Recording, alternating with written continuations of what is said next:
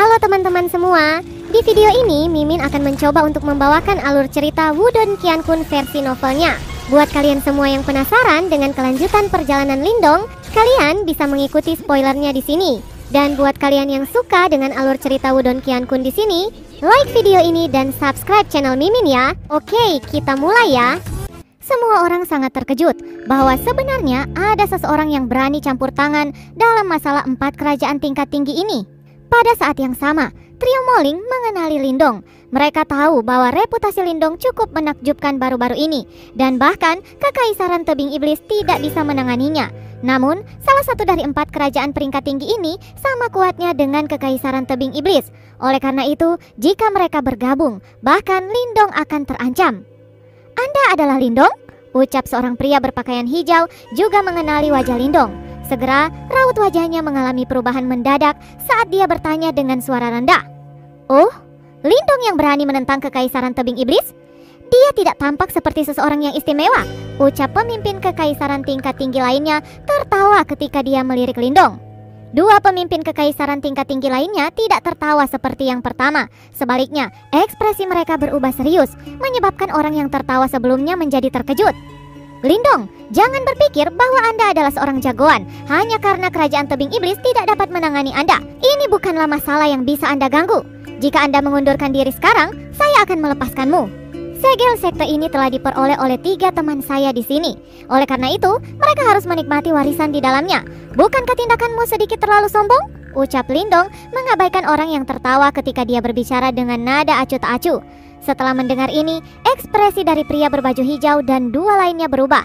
Sementara orang yang tertawa tadi tiba-tiba terbang ke dalam kemarahan saat dia berteriak, "Kamu lebih baik tidak menimbulkan masalah untuk dirimu sendiri. Dengan menyinggung Kerajaan Tebing Iblis, Anda telah menjadi seorang tunawisma yang tersesat. Saya mendengar bahwa Sikun telah menembus tahap 2 Yuan Nirvana. Jika dia mengetahui keberadaan Anda, kemungkinan besar Anda tidak akan bisa mempertahankan hidup Anda yang menyedihkan. Namun, Anda masih berani bertindak begitu arogan di sini?" ucap pria yang tertawa mengejek sebelumnya. Ketika mereka mendengar ini, wajah-wajah 3 pria berpakaian hijau bergoyang sedikit. Ekspresi mereka sedikit aneh ketika mereka melihat ke arah orang yang berbicara. Lindong sama terkejutnya dengan kata-kata ini. Segera setelah itu, ia tertawa sambil menggelengkan kepalanya. Tampaknya orang ini masih belum menyadari bahwa Sikun telah dilumpuhkan oleh Lindong. Tidak heran, ekspresinya begitu aneh dibandingkan dengan 3 orang pemimpin lainnya di sampingnya. "Saudara Lindong, kami tidak menginginkan ini. Berikan saja itu kepada mereka dan ayo kita pergi," ucap Moling segera berteriak. Ekspresi cemas melintas di matanya saat dia melihat suasana yang aneh ini. Mereka juga tidak menyadari berita mengejutkan yang terjadi beberapa saat yang lalu. Mereka takut Lindong akan terlibat kesulitan karena mereka lagi. "Sepertinya ketiga temanmu cukup waras. Serahkan segel sekte dan pergilah," ucap orang yang telah mencibir dari awal, yang adalah pemimpin Kekaisaran Hutan Besar yang dipanggil Qin Sen. Kekuatannya telah mencapai puncak 1 Yuan Nirvana, dan dia adalah seseorang yang memiliki kualifikasi untuk mencoba kesengsaraan Nirvana kedua. Oleh karena itu, dia sangat memandang rendah Lindong. Penampilan yang aneh melintas di mata para pemimpin 3 kerajaan tingkat tinggi lainnya, tetapi mereka tidak berbicara. Mereka juga tidak mengejek Lindong atau menghentikan Qin Sen. Tatapan Lindong cepat menyapu mereka dan segera mengerti apa yang mereka rencanakan. Ketiga orang ini seharusnya sudah mendengar berita bahwa dia telah melumpuhkan Sikun. Oleh karena itu, mereka memilih untuk menjaga kesombongan mereka. Namun, mereka juga tidak mau menyerah pada segel sekte kuno dengan mudah. Oleh karena itu, mereka membiarkan Qin Sen untuk memprovokasi Lindong untuk melihat tentang kemampuan Lindong yang sebenarnya. Lagi pula, meskipun mereka telah mendengar berita mengejutkan itu, masih ada ketidakpercayaan di dalam hati mereka. Lindong memberi isyarat dengan tangannya, dan segel-segel di depan trio Moling terbang ke tangannya. Ketika Qin Sen melihat pemandangan ini, dia mencibir. Dia berpikir bahwa Lindong akan menyerahkan secara sukarela.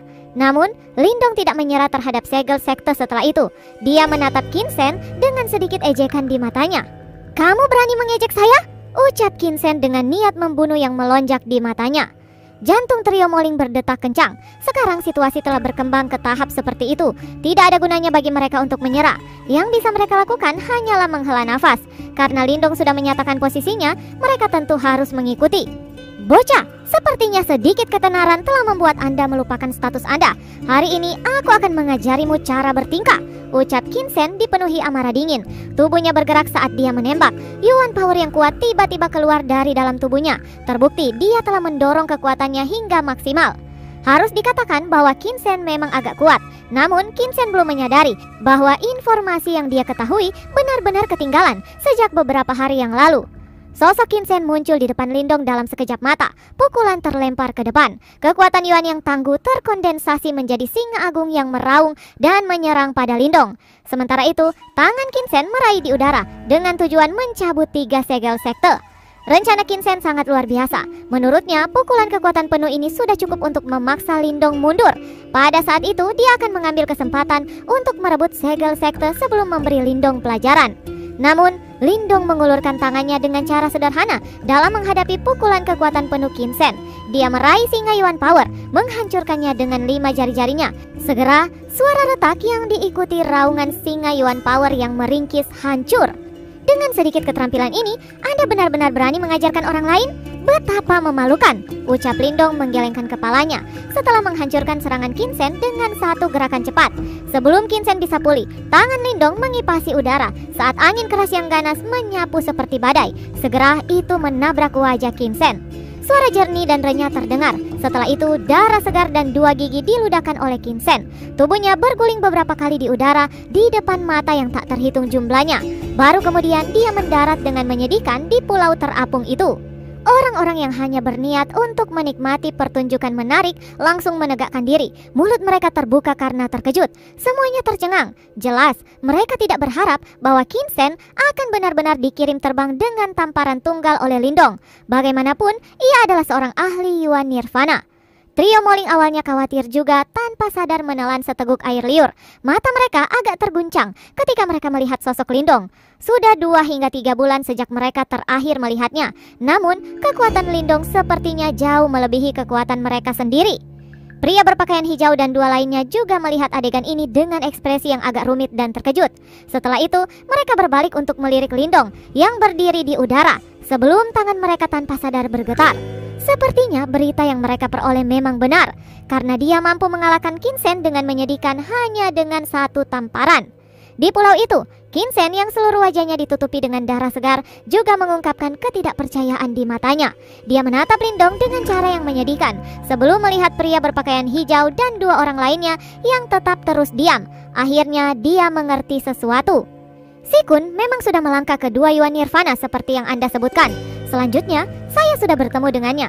Di masa depan, Kekaisaran Tebing Iblis kemungkinan tidak akan bersikap sombong lagi. Oleh karena itu, Anda tidak perlu khawatir bahwa saya akan dikejar oleh mereka seperti seorang tunawisma yang tersesat, ucap Lindong menatap Kinsen dari posisi yang lebih tinggi. Nada suaranya tenang dan benar-benar tanpa riak. Ketiga temanku adalah yang pertama mendapatkan segel sekte. Anda semua tidak memiliki alasan untuk merebutnya. Apakah kalian bertiga setuju dengan apa yang saya katakan? Ucap Lindong. Matanya akhirnya berbalik ke arah pria berpakaian hijau dan 2 lainnya yang tetap diam. Wajah ketiga pria itu bergetar sedikit ketika mereka melihat Lindong memusatkan perhatian pada mereka. Mereka segera tertawa kering, mengangguk dan berkata, "Jadi, ketiga orang ini sebenarnya adalah teman saudara Lindong? Dalam hal ini, kami tentu tidak akan berbicara lagi," ucap ketiganya. Hati orang-orang di sekitarnya agak terkejut ketika mereka melihat hal ini. Ekspresi tertegun segera melintas di mata mereka. Semua orang menyadari dendam antara Lindong dan Kekaisaran Tebing Iblis. Jika Si Kun telah melangkah ke 2 panggung Yuan Nirvana, dia pasti akan mencari masalah dengan Lindong. Namun, Lindong masih hidup pada saat ini. Yang jelas, yang dikalahkan sebenarnya adalah Si Kun itu. Cukup banyak orang yang secara diam-diam menghirup udara dingin di hati mereka ketika mereka memikirkan hal ini. Tidak heran, ketiga kerajaan tingkat tinggi ini tidak berani mengatakan banyak, karena bahkan jika mereka menyerang bersama, mereka tetap tidak akan mendapatkan keuntungan apapun melawan Lindong. Akhirnya, mata mereka berhenti pada Moling dan 2 lainnya. Tidak ada yang menduga bahwa ketiga orang ini dari kekaisaran tingkat rendah akan benar-benar memiliki pendukung yang kuat. Suasana tempat itu menegang, namun tidak ada yang menentang Lindong. Melihat ini, dia tersenyum sedikit. Tepat saat dia hendak mengambil ketiga segel, pandangannya teralihkan setelah itu. Dia memutar kepalanya, hanya untuk melihat bahwa ada banyak sosok di puncak gunung di belakang aula sekte ini. Mata Lindong menyapu beberapa sosok itu, akhirnya berhenti pada sosok yang akrab dengan terkejut. Wajah cantik yang menyihir itu sebenarnya adalah Mu Hongling. Pertempuran panas berapi-api yang seharusnya meletus dengan mudah diselesaikan oleh Lindong. Di dunia ini, kekuatan pada akhirnya adalah apa yang paling dihormati oleh orang lain. Qin Shen yang telah menderita kerugian besar juga kembali ke kelompoknya tanpa mengucapkan sepatah kata pun. Wajahnya agak gelap dan serius, tetapi matanya yang dingin tidak melihat ke arah Lindong. Sebaliknya, dia melihat pria berpakaian hijau dan dua lainnya. Sepertinya dia mengerti mengapa orang-orang ini tiba-tiba menjadi bisu sebelumnya. Itu karena mereka ingin memanfaatkan dia untuk menguji Lindong. Ketiga orang itu hanya tertawa pelan, namun mereka juga mengerti bahwa mereka akan benar-benar menyinggung Qin Shen karena ini. Meskipun mereka tidak takut padanya, kehilangan sekutu bukanlah sesuatu yang menyenangkan. Mo Ling dan dua orang lainnya di bawah juga melihat pemandangan ini di udara dengan cara tertegun. Dari kelihatannya, sepertinya 4 kerajaan peringkat tinggi tidak akan berani melakukan apapun lagi. Mereka bertiga saling berhadapan. Jika berita tentang hal ini menyebar kembali ke Kaisaran Yan Agung, kegemparan yang menakutkan akan terjadi.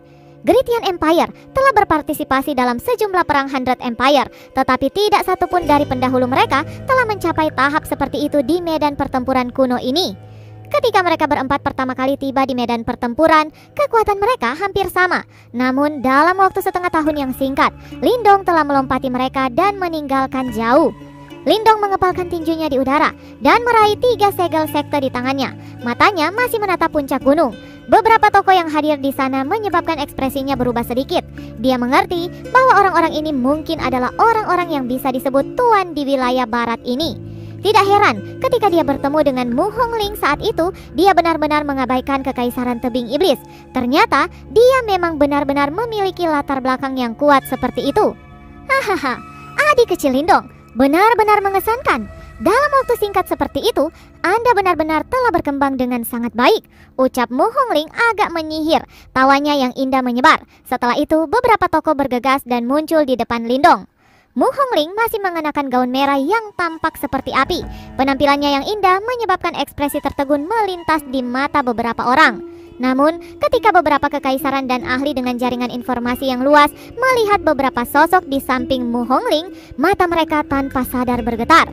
Qin Shen dan 3 lainnya yang berada di jarak yang cukup dekat awalnya terkejut ketika mereka melihat seorang pria berpakaian putih muncul. Segera, ketakutan melintas di mata mereka. Setelah itu, mereka mundur sedikit bersama. Jelas, dengan munculnya orang-orang ini, mereka tidak lagi memiliki kualifikasi untuk ikut serta dalam masalah ini. Meskipun tindakan kelompok Qin Shen halus, itu masih tidak lepas dari pengawasan tajam Lindong. Dengan segera dia mengangkat alisnya. Sepertinya kelompok orang yang baru saja tiba pasti memiliki latar belakang yang luar biasa. Namun, seberapa kuatkah mereka? Pikiran ini bertahan dalam hati Lindong. Matanya menyapu Mu Hongling yang cantik sebelum dia berbalik ke area di sekitarnya. Di tempat itu, ada seorang pria berpakaian putih tersenyum sambil melihat ke arahnya. Orang ini tampan dan dia mengeluarkan aura yang luar biasa.